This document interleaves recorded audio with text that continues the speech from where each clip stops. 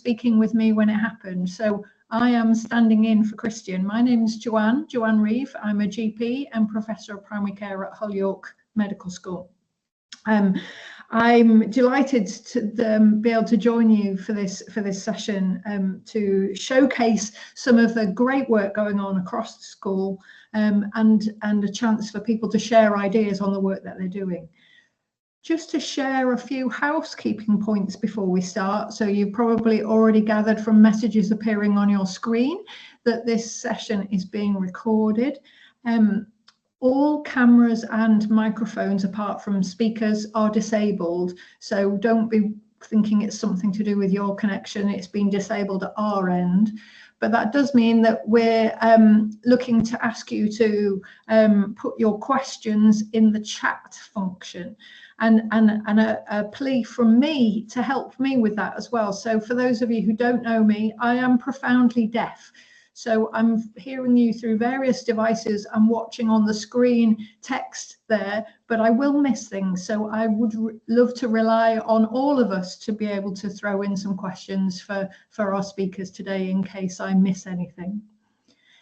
Is there anybody who's got any queries or technical questions? The speakers, are we all set in terms of slides and things now? I'm just looking at chat messages. I can't see anything that so I think we're ready to get cracking then. In which case, I'm delighted to welcome our first speaker, who's Francesca Dakin from Oxford. She's going to talk with us on reflections on the impact in a PhD. So Francesca, over to you. Okay. Is that showing the main slides for you all? Yes. Brilliant. Okay, so yeah, thank you very much for having me here today. I'm Francesca Dakin. I'm a qualitative researcher and researcher in digital health at the University of Oxford. I'm going to be speaking to you today about reflections on impact in a PhD, finding connections and opportunities. And this is focused on my doctoral project here at Oxford, which was funded by NIHR School for Primary Care Research, where I was looking at the digitalisation of UK general practice and the impact that that had on the kinds of work performed by patients, staff and teams in general practice. So just briefly acknowledging everyone that I've worked with during that time. So my DPhil, my supervisors, Nina Meyer, Tanvi Rai, Sarah Paparini and Trish Greenhouse, and the various projects that I've been a part of along the way. So the kinds of impact that I'm going to briefly be guiding you through are academic, practice-based and policy-focused. And I'm keeping it quite practical, so talking about things that I did, but also sharing kind of broader suggestions that people might be able to apply to their own projects.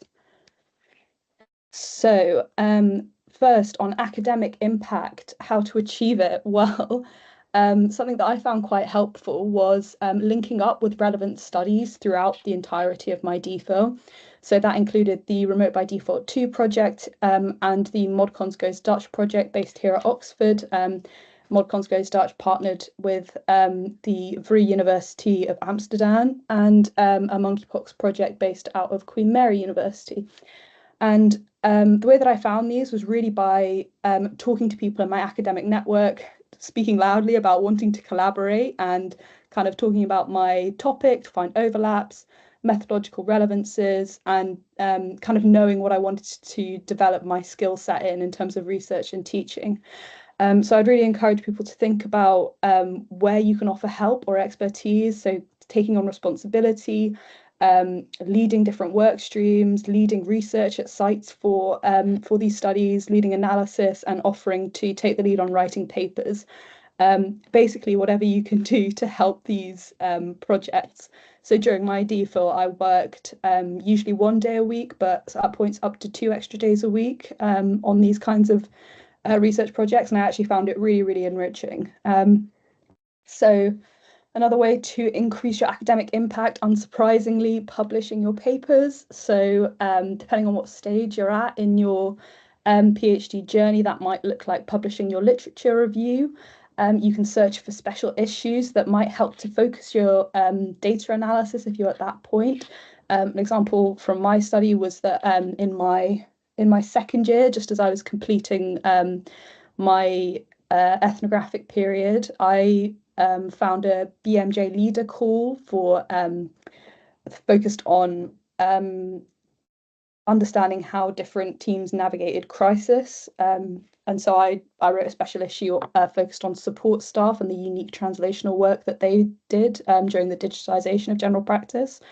I'd also encourage you to start writing up your ideas early. So beginning development on those bigger papers. For example, probably the biggest paper that I produced through my DPhil was a social science and medicine paper on digital access and digital triage in UK general practice, where I developed a theory of digital candidacy. And that began, I think, in the summer of my first year. That was when the first idea for that started developing, and it took me probably another year and a half to get it to a good point for submission and publication. So start it early and talk to people in your network that have either theoretical, methodological expertise in what you're working on. And finally, of course, conference presentations.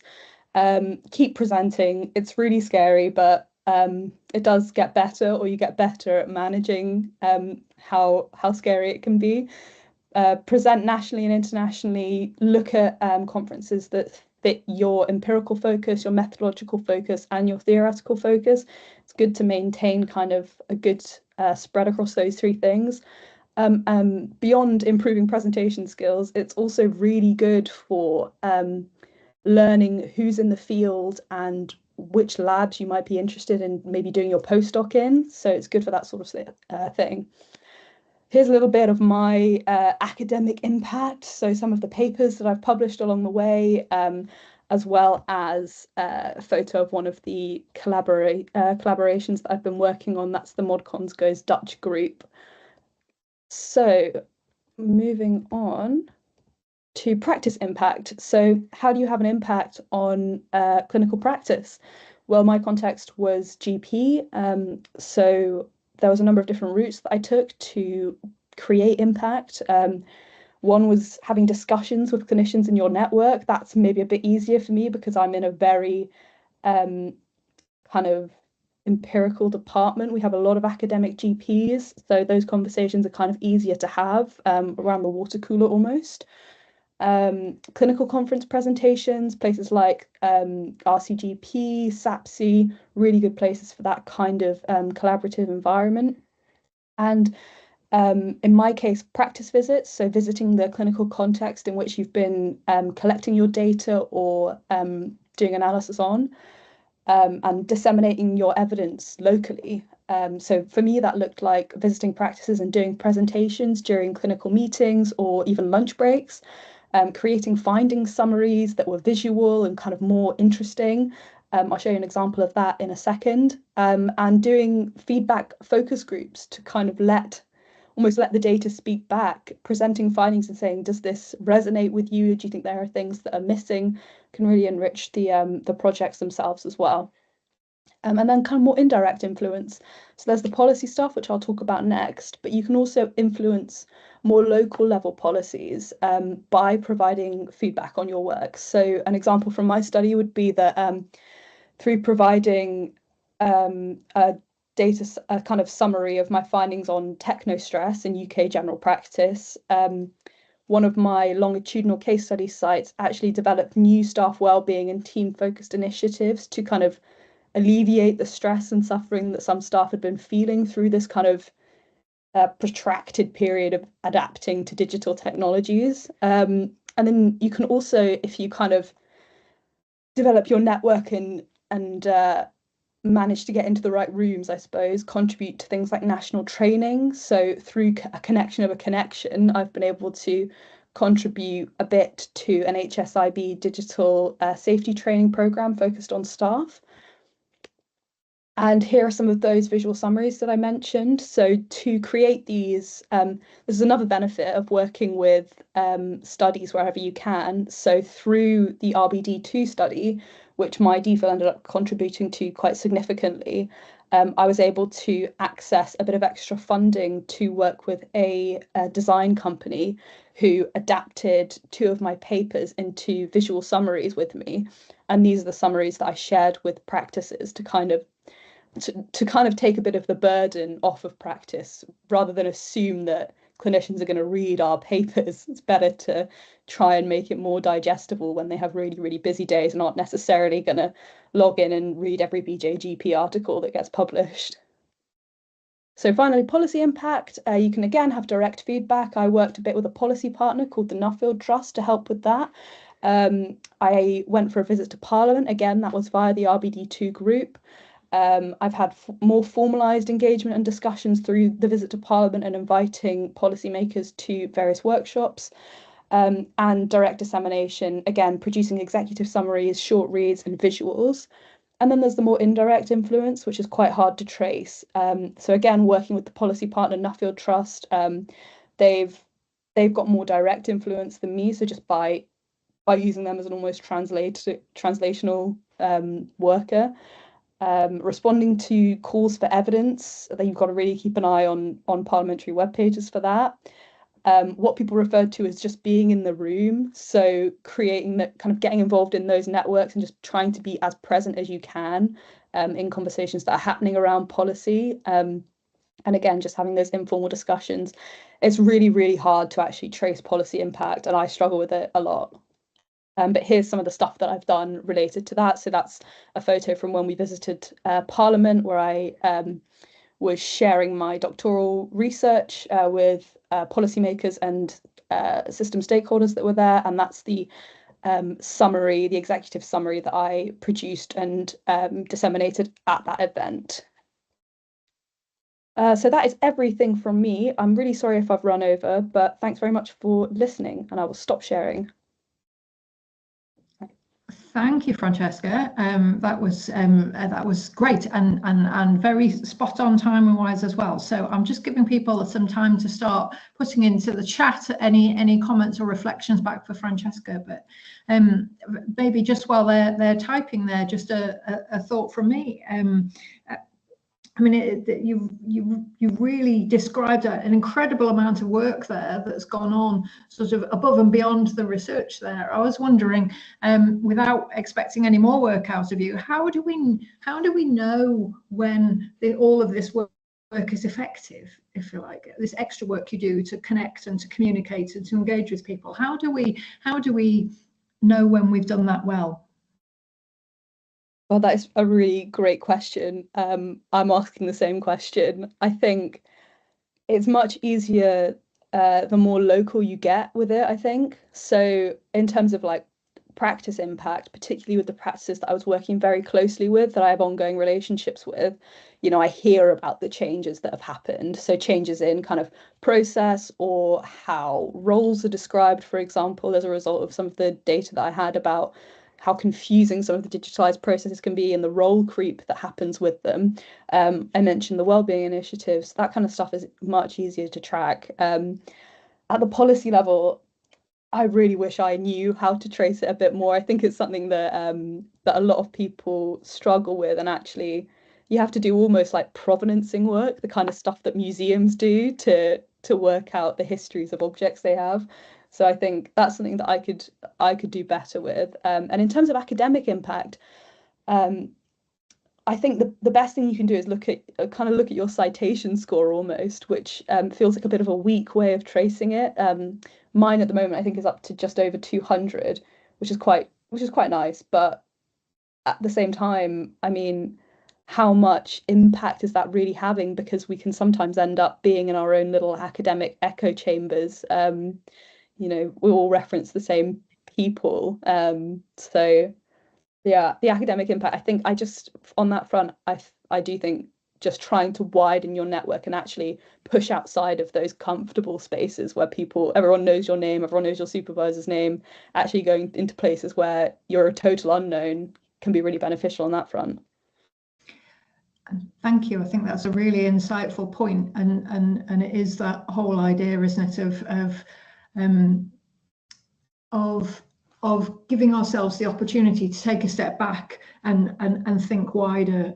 So yes, it's important that we work within our communities, and maybe I'm also again, I'm just watching the chat. No one else has put any other questions in yet, so please interrupt me if anyone else has. But as I come from outside of the School for Primary Care Research, one of the questions I maybe had for you was how well we're doing as a wider academic primary care community to connect with each other in this bigger network. I mean, an event like this is a perfect example for it. But how are there any thoughts that you have, Francesca, on how you think we can connect better as an academic community?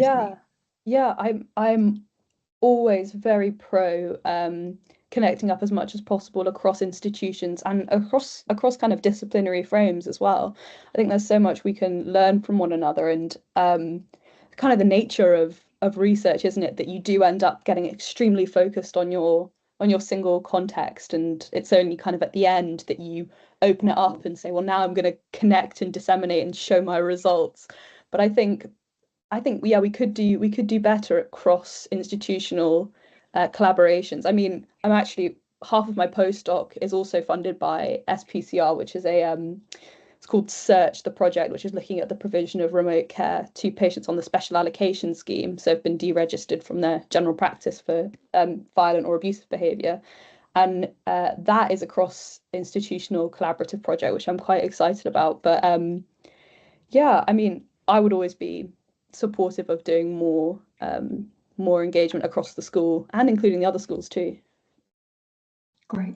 Thank you so much, Francesca, and great start to show us the opportunities that come from all of this. So I'm going to Joanne, just to say, we have had a question for Francesca in the chat, if that's okay. Oh, can I read apologies. That out? Yeah. Francesca, it's a question from Hallie. Great presentation. I wondered if you could share a bit more about how the opportunities for impact may have changed throughout your project. I'm particularly interested in how to identify opportunities for building impact right at the start of a project. Yeah, it's a really good point. How do you build it in? And I think it is important to be thinking about all different kinds of impact from the kind of beginning of a project. And I would honestly just say, talk to people, talk to people involved in policy, reach out to policy adjacent think tanks like Nuffield Trust, King's Fund, Health Foundation, get to know the people who are making moves within those fields, because opportunities kind of breed more opportunity, if you see what I mean. So the more that you're talking to people, the more that you're saying what you're doing and what you're interested in, and that you want to have policy impact, the more opportunity you're going to get. So it's kind of a funnel effect. So you start small, but the more you go along, the more and more opportunities there are. So and that's kind of how it was with my DPhil, and how it ended up sprawling into being actually quite a significant amount of work on top of the actual research project. But yeah, I would always advocate for take every opportunity that comes your way, because that will, expand and really, pay dividends down the line. Thank you, Francesca. I think that's a great, and for the question as well. It's about building communities, isn't it? Which is exactly what this event is about. So I'm going to move us on, if that's okay, in our time, bite-sized, pressured time, and invite Sandi Dheensa to come from Bristol to come as our next speaker, who she's going to be talking about primary and community healthcare professionals' experience of dealing with domestic abuse. Over to you, Sandi. Hey, thank you. Just checking if somebody's going to share my slides. Yeah, amazing. All right, thank you, everyone. I'm taking a slightly different approach. Hope that's okay. So yeah, I led an SPCR project called Primary and Community Care Staff Survivors of Domestic Abuse, aka the Pressure Study. So just as a bit of background, domestic abuse is really common in England and Wales. Over 20% of us have directly experienced it since the age of 16. And it includes not just physical violence, but a range of other types of behaviours, including coercive control, financial abuse.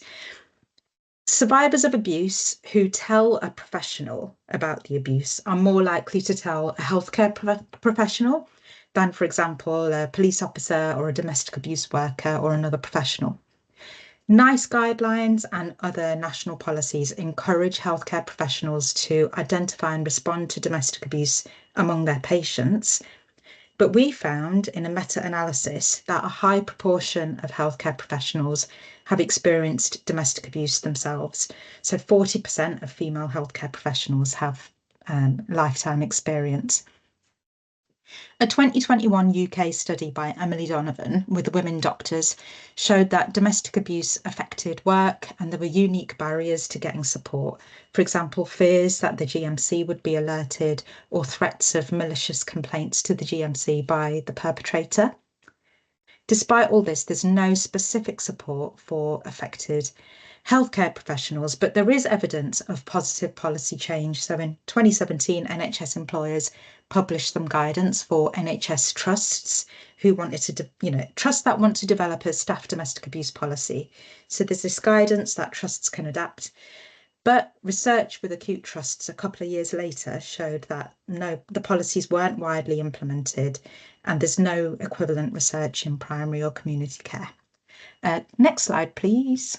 Thank you. So our study focused on primary and community healthcare professionals, and it involved an online survey with domestic abuse survivors. 192 responded, and people in roles that might support that might involve supporting survivors, survivor colleagues. So, for example, line managers or safeguarding leads or people working in HR. And 62 supporters responded. There was some overlap between these two groups. And we did follow-up interviews with 21 survivors and 1 supporter and reviewed staff domestic abuse policies in both settings.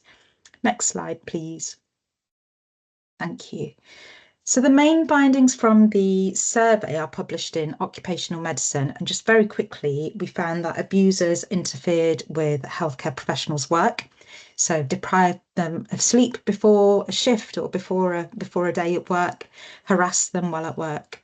Domestic abuse also indirectly affected work, so it impeded concentration, confidence, memory, pace. Sick leave and lateness were common, so on average, the survivor respondents took 13 days of sick leave due to domestic abuse and had 10 days of lateness. So purely on an economic, if you just look at this with an economic lens, the cost to the economy and the NHS arising from lost output due to time off and reduced productivity because of domestic abuse will be high. And there was low awareness of staff domestic abuse policies and support. So this might be that there is support available and there is a policy, but it's hidden somewhere on an intranet, or no one really talks about the support on offer. Or it might be that there is no policy and there is no support available. And indeed, a proportion of survivors reported that there isn't anything available in their workplace. And this was particularly the case in general practices. So very, very few general practices had staff domestic abuse policies. From the qualitative data, 2 themes really were really strong. One of them was stigma, and this is stigma, 2 kinds of stigma operating at the same time. The stigma of being a stupid doctor, so survivors were really harsh on themselves and said things like, this is such a joke that I'm in this role, so people who had safeguarding duties but were experiencing abuse. But there was also the stigma of the imperfect victim. So because there were doctors, these survivors were not like other victims, or because they were nurses, they were not like other victims.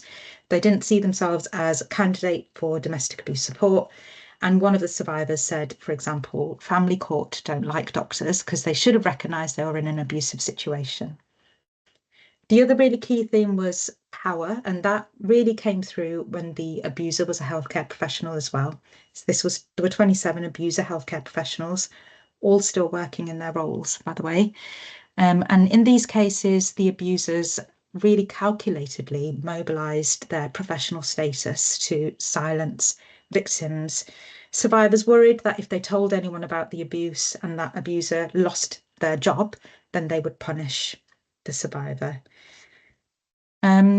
So next slide, please. Thank you. So what have these findings informed? So there is actually now an NHS England domestic abuse and sexual violence programme.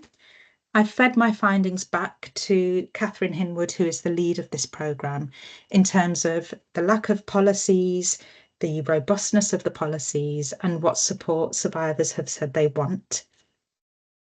There's also an upcoming Royal College of General Practice domestic abuse toolkit, and through linking in with the RCGP, there's going to be a resource in the toolkit for affected staff. And the purpose of this is to destigmatise domestic abuse, as well as providing the practical guidance for survivors and for people who might support survivors as a line manager or a safeguarding lead. Had a very interesting and recent meeting with the General Medical Council to exchange knowledge as well. So I reported to them that in one of the cases in the pressure study, a survivor had reported the abuser to the police. He was a doctor as well. The police said that they would inform the employer and the GMC, but she heard nothing back from the employer or the GMC. He continued to work. So she doesn't know if the information wasn't shared or it was, and the GMC and employer chose not to take action. So my feedback to the GMC was to make these information sharing processes clearer, and also to make clear that they do have awareness that some complaints to the GMC are malicious or vexatious. So my feedback to them was make that clear, because survivors really, really worried about these threats. And, you know, abusers often said, I'm going to tell the GMC that you're crazy or that you don't know what you're doing. And they did sometimes do that. They did make these threats. They did sometimes make these complaints, sorry. But the GMC fed back to me that they have a really good awareness of these vexatious complaints, and they have training on domestic abuse and trauma-informed practice.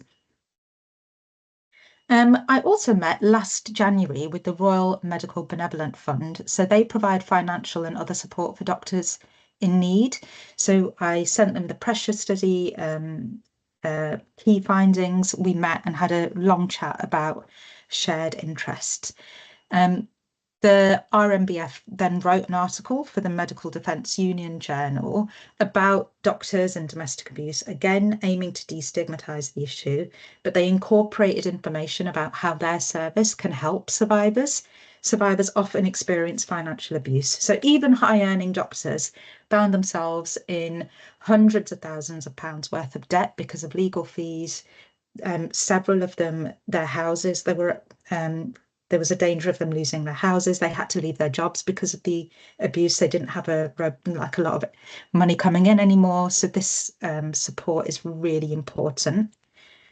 And then last summer, I presented at a conference and met the CEO of the Cameron Fund. And it's a similar service. They provide grants and loans to GPs. And through me presenting and chatting to her, she invited me to then present to the joint medical charities. That's what they're called. So that's the RMBF, Cameron Fund, and 3 similar charities. So I raised their awareness of financial abuse, and they reflected on what they can do better to support the people on their caseload. I've been working with some producers at ITB about an upcoming documentary about domestic abuse in kind of survivors who the myths are that they don't experience abuse. So the documentary is about high profile abuse. And then there's follow-up studies, one of which is funded by SPCR, called Practitioner Health's Readiness to Identify and Respond to DA. That's FRIDA. Practitioner Health is a mental health and addictions treatment service for doctors and dentists. Several of the pressure study participants said that they had sought practitioner health support and ended up disclosing domestic abuse to them, and they really valued the service. So that project is looking at what specific support or signposting practitioner health could provide, if any. And then there's another study delving more deeply into nurses and midwives' experiences. Next slide, please. I've got no time left, but I just wanted to say the findings have inspired these lower level impacts as well. So thankful emails from healthcare professionals for destigmatising the issue, emails from hospital-based domestic abuse workers who want support to support their affected staff, conversations with other researchers doing similar work, and then more open conversations about domestic abuse. So there's been a first-hand opinion piece in the BMJ a practitioner health podcast, and actually some of the comments on the survey were things like, we don't have a policy in place, but I'll put one in place now. So yeah, that's it. Thank you. Thank you so much, Sandi. Another fabulous piece of work there. And I think actually, although very different topic areas and different styles, as you say, of presenting, I think raising some really important common issues there about the importance of community and the importance of impact when we're thinking about research. Research isn't just about the data and the analysis and the publishing it in a paper in an academic journal, is it? While I'm giving people a few minutes or a few seconds to get their questions in the chat, because we've got about 4 minutes for questions, people. So if you can get your questions in, maybe I can start off, Sandi, by just asking you to reflect and share your thoughts on how much you feel that the academic community that you've been that you've grown up with and in, and that you've developed your career in, how good are we at developing those sorts of impact type skills in our own community, in ourselves? Did you get training while you've been developing your career? Do you is it just through the experience of doing it? What can we do differently as an academic community to get our messages out there in the way that you have? I think there is loads of good training at Bristol University anyway. We have the policy team, and they're really good at supporting with things like responding to open consultations, loads and loads of resource and training about public engagement and patient and public involvement. And the Frida study I mentioned was actually a survivor GP who had that idea, and she's now involved in the Frida study as a PPI representative. So yeah, there's loads of training on that sort of thing. For me personally, the thing is just time. Like I think as academics, we're trying to do like so many different things all at once, and the impact bit tends to get squeezed. And I think really it's the responsibility is on funders to adequately fund the impact part of the work, because otherwise you're kind of doing the research right up until the end, and then you end up doing the impact stuff on evenings and weekends, is my experience. So yeah, I mean, there's been loads of great opportunities and loads of great training available, but it's always time and money. I think that's the biggest barriers. Absolutely. No, thank you, Sandi, and really good point back, and a challenge to a creative challenge to us as a community of how do we convince the funders, and we convince the funders by showing them the impact of our work. So there is a chicken and egg there, isn't there? But Francesca's added in a question on again, great work. How much of your time was dedicated to building these collaborations for impact? How much was your impact based on networks you already had, and how much was about building new networks to create those impacts? How it's the role, it's the time, if you like, that's involved. Yeah, so actually with this project in particular, it felt quite it didn't feel too time intensive, because I've been working in healthcare responses to domestic abuse since 2018. And so yeah, as Francesca has said about pre-existing networks, most of the impact that I have been able to have with this study has been through those already built relationships. And then just really it's basically, there's a lot of attention on domestic abuse in the healthcare service at the moment. So I have just benefited from like an interest and an appetite that's already out there. And I think it's been really great to go and present at conferences, and then that's the beginning of something, rather than just a conference presentation that then gets forgotten about. And that's kind of what happened, with the presentation I did last summer that led to this presentation about financial abuse. So yeah, luckily, I think it's just that I've been working in the field long enough to have already built a lot of really useful relationships with policymakers, etc. Fabulous, and thank you. Comment from Lucy as well, again reflecting amazing work with such a breadth of impact. So well done, and thank you so much, Sandi. And maybe an inspiration to all of us to have a think about the work we're doing and write our own personal impact story. What are we already doing, and where are the opportunities that we could develop our impact, inspired by both the speakers we've had so far. So thank you again to Sandi, and we're going to move on to our third speakers in this case. So we have Brian McMillan and Gail Davidge from Manchester, who are going to speak with us about the new era of patient online access to the primary care health record. Hello, so I think Tom was going to share our slides for us. So while he's getting the slides up, I can introduce us. I'm Brian McMillan. I'm an academic GP at the Centre for Primary Care at the University of Manchester, and I'll introduce Gail as well. So Gail's a research fellow at the centre. This is actually, Gail was actually the PI on this piece of work. She got the funding from the SPCR, and I'm sort of, together we've been doing some research into patients having access to their primary care health record online now for over 6 years, I think. So I'll just wait for the slides to appear. Hopefully they're on their way. Brilliant. So just a quick bit of background then. You're probably all aware by now that from the 1st of November 2023, it became a contractual requirement for GP practices in England to offer all adult patients online access to all new information that was added to their record from that date on. And that does include the free text that we type in during consultations. So up until this point, really, the primary care electronic health record had mainly been used for clinical purposes, and it had mainly a clinical audience. Every now and again, unfortunately, it had a medical legal audience as well. But since this change has come in, it's now got this additional audience, and that's really what this piece of work was about. It's looking at how well the patients understand what they can now see in the record, especially the free text, and what can we do to improve that. And now there's this additional audience. So I will hand over to Gail at this point, if we could go to the next slide.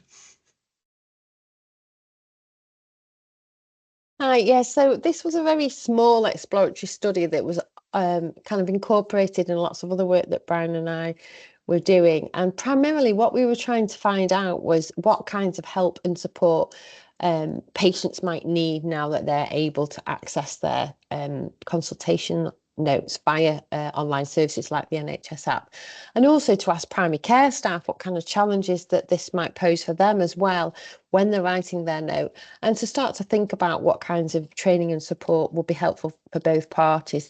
So in the first phase, we spoke to around 26 patients, and they were primarily from underserved communities or people that we thought we knew from the literature were more likely to encounter difficulties with accessing their notes. So we spoke to young people, carers, people identifying as LGBTQ+, living in socio-economic deprived areas, or had English as an additional language. And because the policy hadn't quite been rolled out at this point, we used some fictionalized patient scenarios and some simulated consultation notes that were written by a practicing GP to try and instigate some discussion about how potentially patients might respond to reading these notes. So we asked people to imagine that they were a particular patient. We gave them a lot of background about fictional patients, and think about what they thought was fairly easy and straightforward to understand, what might be difficult, and also to start to identify things that might be a little bit contentious in terms of perhaps making patients feel more anxious or impacting on the relationship in some way. And then in the second phase, we spoke to clinical and non-clinical staff working in a wide range of roles that had sort of from experience from 25 years down to being a trainee. And we showed them some of the findings from our first phase about what the kinds of things that patients were picking up.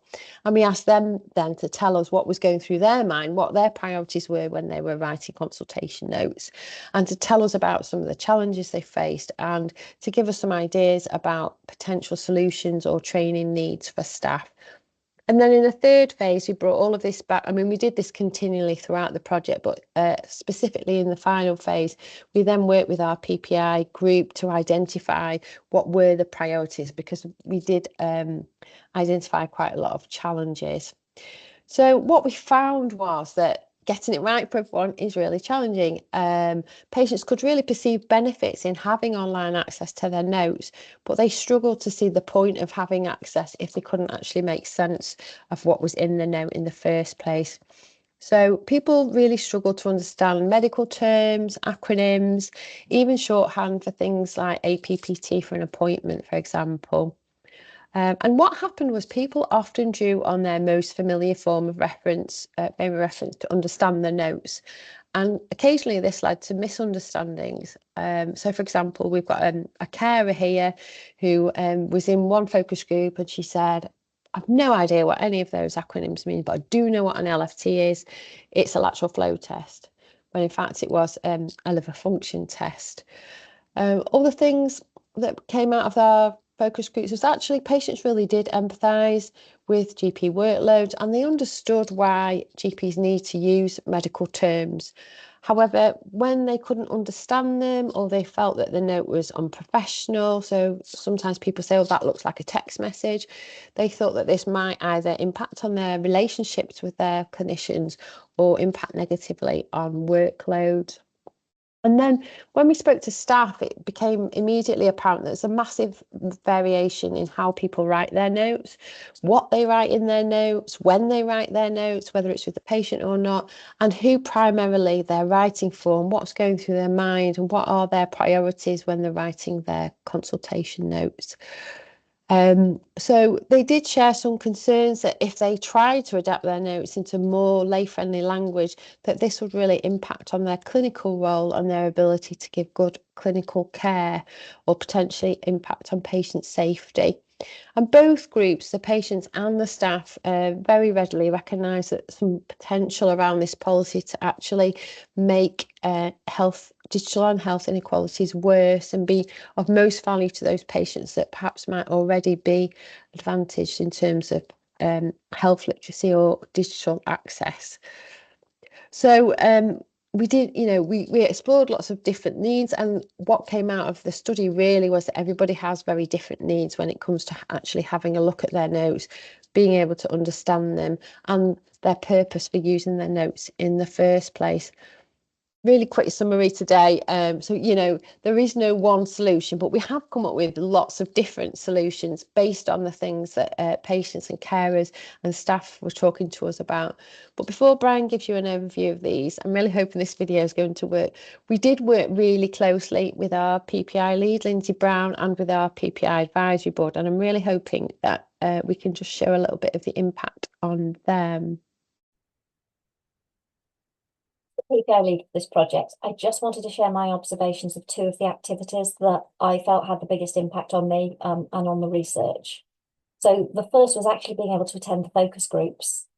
Often in PPI, we're asked for our input into the focus group questions, and then everything goes quiet for a while the researchers go off and do their jobs, and then we're called back to discuss the results. And in contrast, I found that actually being involved in the research from start to finish really kind of lifted the curtain on the research process for me.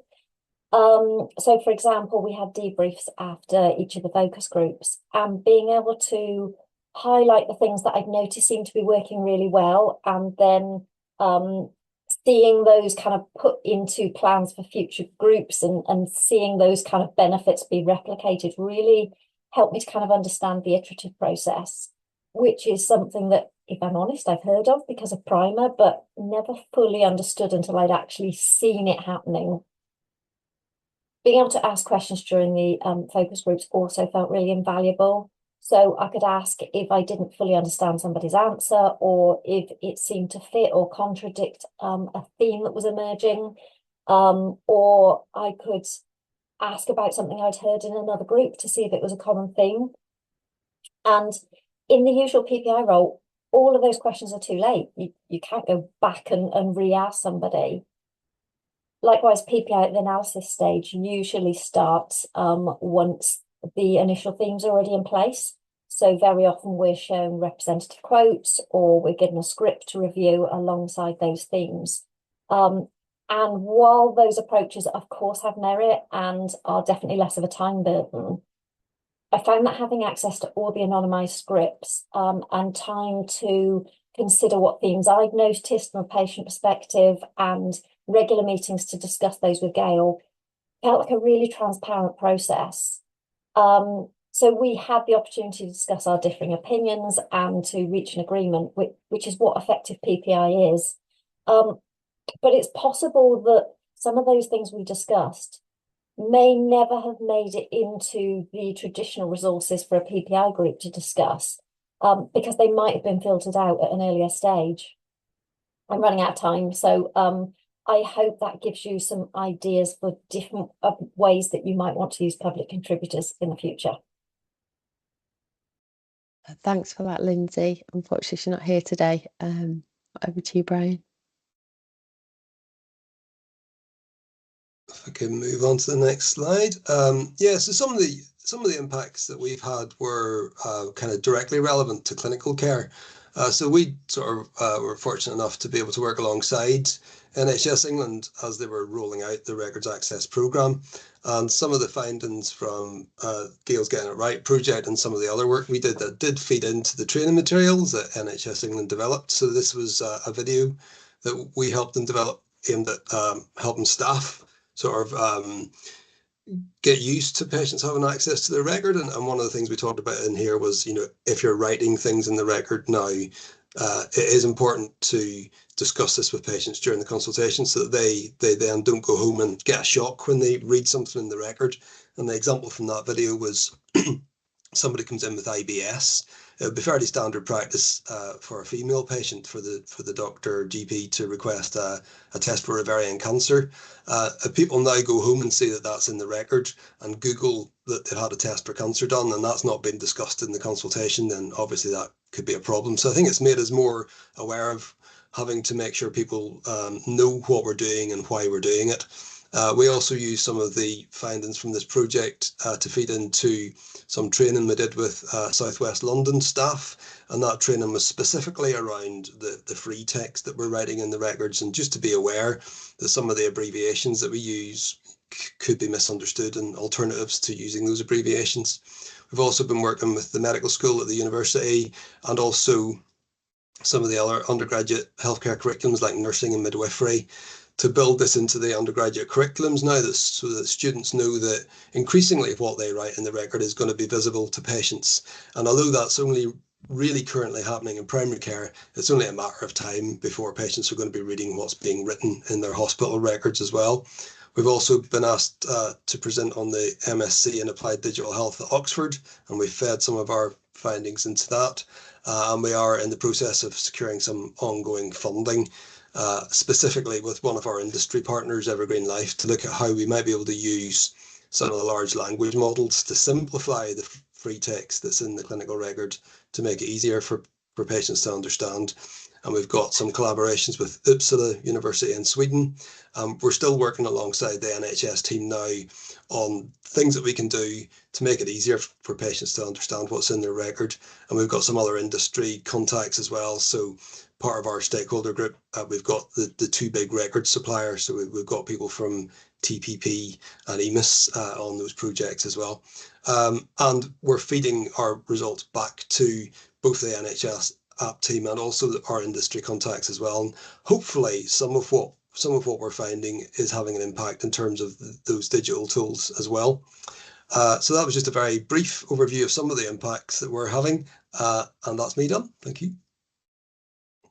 Thank you, Brian and Gail. That was amazing. Some really important questions for the clinicians on the room and also for the non-clinicians who are with us, because I think for me this, amongst many other things, raises really important questions about how we understand data and information and knowledge, and whether a patient record counts as data or knowledge. So for the non-clinicians, what I'm reflecting here is perhaps how many of you share your interview transcripts with the patients, with the participants, and ask them to check the accuracy of it, because we're in similar territory perhaps in some of the discussions that are going on here. Lucy's asked a question here asking about risk of domestic abuse and online access to records. I'm over to Brian and Gail for where that's come up. I'm happy to take that one, Gail. Do you want to take that, Brian? Yeah, so that was a really big discussion during the NHS England rollout, and there was a lot of resistance from clinicians, and possibly the biggest issue that was brought up in those concerns was safeguarding concerns, that people would see things in the record that would upset them, or that people would be coerced into sharing their record with an abusive partner, and that abusive partner might find things in there that could then trigger episodes of domestic abuse, such as, for example, someone's had a termination, or someone's been on the contraceptive pill but not told their partner. And those were really big concerns. And there was a few safeguards were put in place. So we do have the ability to hide certain entries. So if a patient comes in and we're concerned about domestic abuse, but we still want to document that, then we can still document it, but that entry can be hidden from the patient's online view. And all our workarounds was suggested so that, you could have two entries, one that would still be visible, and then the second one with your concerns, so the patient doesn't go home and wonder why there's no entry there. There was a lot of talk about getting consent at the beginning. So in the end, there is no formal consent process where people sign up to say, I understand the risks of doing this. It was taken that by signing up to the NHS app and going through the sign up process, that was taken to be your consent. If we're concerned about domestic abuse as GPs, we can just switch off access altogether, so a patient can't see anything.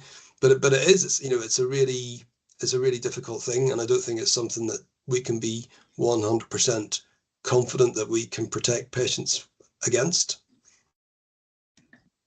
Thank you, Brian. I think it's really going to be an ongoing challenge for us all, and an opportunity for us as an academic community to contribute as well, because we have a lot of shared issues here about how we safely look after data and so on and so forth. So I'm aware of time, and we've gone a little bit over time, but I think it was absolutely worth it for some amazing discussions there from Francesca, from Sandi, from Brian and Gail. Thank you so much to our speakers for the time and to prepare for today, and for sharing such amazing work. Thank you to all of you who've come today and contributed thoughts and questions. Thank you to the amazing team behind the background who are doing all the technical work, and thank you to all for letting me as a non-school person come in and have the cheek of chairing this occasion. It's been really delightful to see you all today, and I want to say thank you and have a good rest of the day. Thank you. Thanks for the opportunity.